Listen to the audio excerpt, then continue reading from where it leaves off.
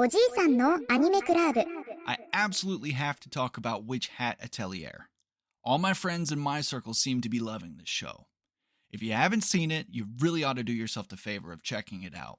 I'm a big sucker for fantasy anime in general, but there's a few things about this show which, as of this recording is 6 episodes in, that have really captivated me.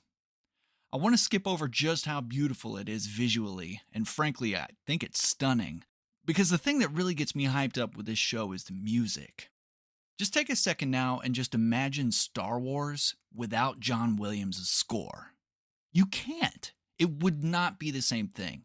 I feel the same way about Witch Hat Atelier and the music composed by Yuki Kitamura, whose body of work includes things like the Dark Souls games, Bloodborne, and Elden Ring. Picking up on the motifs when certain emotions are surging in the show seems to make my heart rate increase, like a dance between the motion on the screen and the stirring crescendo of two flutes in harmony, heartily fluttering through the wind. It's flowery expression, sure, but it really is just that good, and it's an absolute standout in anime music composition this season for sure, in my humble opinion. Let's talk a little bit about the story. So, we meet a young girl named Coco who is helping her mom out at her fabric shop, and she's super skilled as a live-in apprentice, basically. And this gets commented on as being pure magic, if I remember the wording correctly, by a character with a pointy hat named Keyfree. Coco as a child was inspired to one day be able to use magic that makes people happy when she met a mysterious magician in a dark alley who gave her a picture book that fueled her imagination for years to come. The thing about this world is that no one really knows how magic is done, but there's a belief that you have to be born as a magician. Coco's mother, being a realist, pretty much doesn't feed into Coco's dream, not out of malice, but just from a logical standpoint so that her dreams don't get crushed by cruel reality. Her mom is also a single mother who is really tough because she needs to be both parents, so I actually really liked her personality as a character, and I thought it was really well done. Before I go on any more about the story, I do want to talk about the name of the show. So the English name for this show, as you and I both already know by now, is Witch Hat Atelier. While watching the first couple episodes, I noticed that the word most being used was Mahotsukai, which I've always taken to be magic user. The first time I picked up on that word was with Kamen Rider Wizard, which Mahotsukai was translated as wizard. So I thought to myself maybe it was just a gender thing, wizard, warlock, witch, what have you. But the men in the show who are Mahotsukai don't seem to be described with any different words. It's not really a big deal, but it's the sort of thing that catches my attention, especially when I looked at the Japanese title for the show, which doesn't even have the word Mahotsukai in it. The Japanese title for Witch Hat Atelier is Tongari Boshi Atelier. So, what does that mean? Tongari Boshi means pointed hat, and atelier, spelled with katakana to inscribe foreign words in Japanese, is the French word atelier, which means studio or workshop. So put them together, and what have you got? Pointy Hat Workshop, which, after looking into it, makes Witch Hat Atelier not a poor name for the show after all. So in this world, the Mahotsukai, or mages, or witches, I haven't quite decided how I'm going to refer to them regularly, are designated apart from the general populace by their pointy hats. Keyfree, the man who was watching Coco draw her lines with expert precision before cutting the colored fabric he requested, as I mentioned before, is wearing a pointy hat. And his skills as a Mahotsukai are called upon by some other customers when their magical flying carriage gets damaged by some nosy village kids. He offers to fix the problem as a spellcaster, but requires privacy to practice his art. What's the big secret? It's just the way of this world. Well, Keyfree entrusts Coco to keep watch to make sure that no one comes in the workshop while he repairs the carriage. But when the aforementioned village brats come to sneak a peek, Coco can't help but look for herself as well. I mean, after all, when is she going to get another opportunity like this? Being a Mahotsukai is her dream, and this is her one chance to see how magic is actually done. Coco manages to see Keyfree at work, who's using a pen and ink to draw the magic spell on the carriage components that allow it to fly, hover, move, etc. After being 6 episodes in and learning how the shapes, size, and orientation of certain pen strokes directly impact the strength or potency of the intended effect, Well, this made me want to describe what the carriage did as more than just fly. Kiefer doesn't realize that Coco knows the secret. Magic is cast by drawing. So he's unaware that Coco starts practicing drawing spells from the picture book given to her as a child. She never made the connection that the mysterious shapes were spells. When she gets a little success, she's absolutely elated. But the happiness doesn't last for long as she ends up drawing a spell that essentially crystallizes her whole house and traps her mother, possibly even killing her.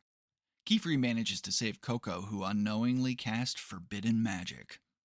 This is where the story gets pretty interesting, because protocol dictates that her mind needs to be erased. But when she explains that she was drawing spells from a book given to her by someone with a pointy hat, particularly a brimmed pointy hat, Kiefer sees it as an opportunity to solve a mystery regarding these brimmed hat sorcerers that are spreading chaos through seeds planted like in Coco's situation.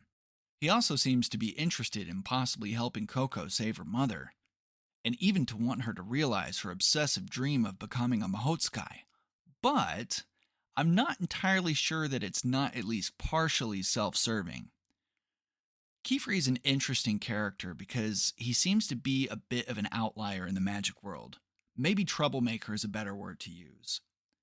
Not erasing Coco's memories of this event is a direct violation of the rules, as pointed out by a character we meet in episode 6 called Alrugio.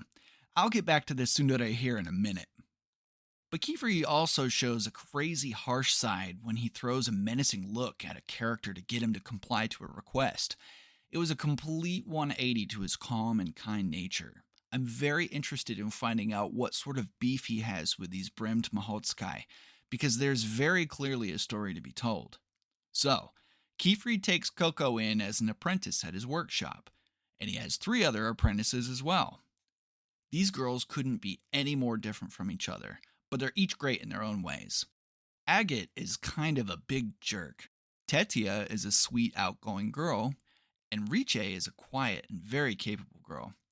Her voice actress kind of reminded me of Kana Kamui from Kobayashi's Dragon Maid, but it's not the same.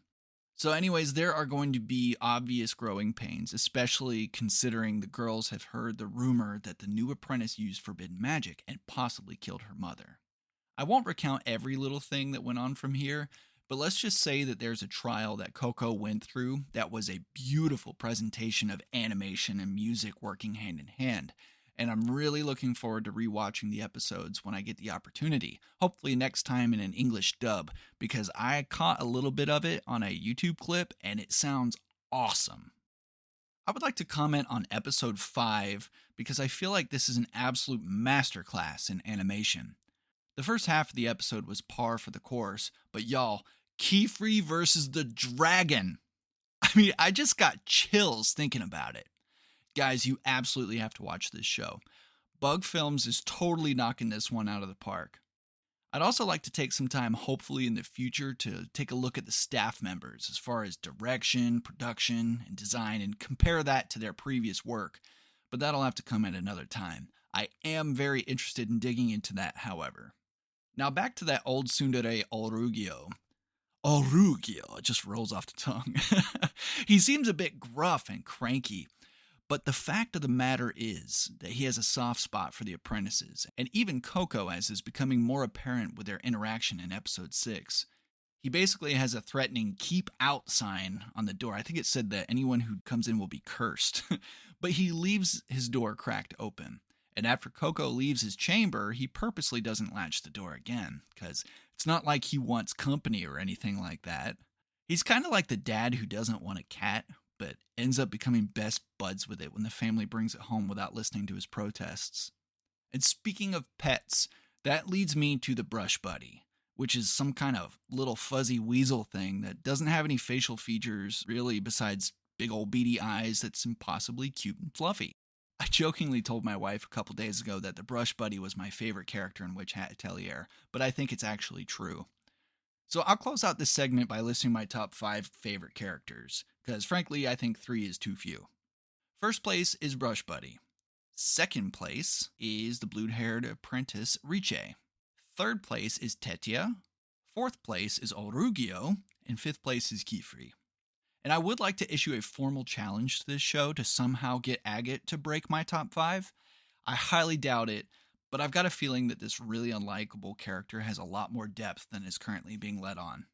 I invite the listeners to please share with me your thoughts on Witch Hat Atelier. It can be whatever you'd like to say. You can even give me your top 5 favorite characters.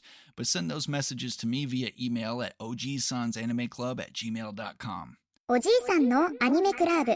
The audio you just heard was from episode 1 of the OG Sans Anime Club podcast, which you can watch or listen to on YouTube, as well as other podcast platforms listed in the description below. I really hope you'll join the Anime Club by subscribing to this channel so you don't miss out on future anime and manga related videos just like this one, and I'd love to hear your thoughts as well.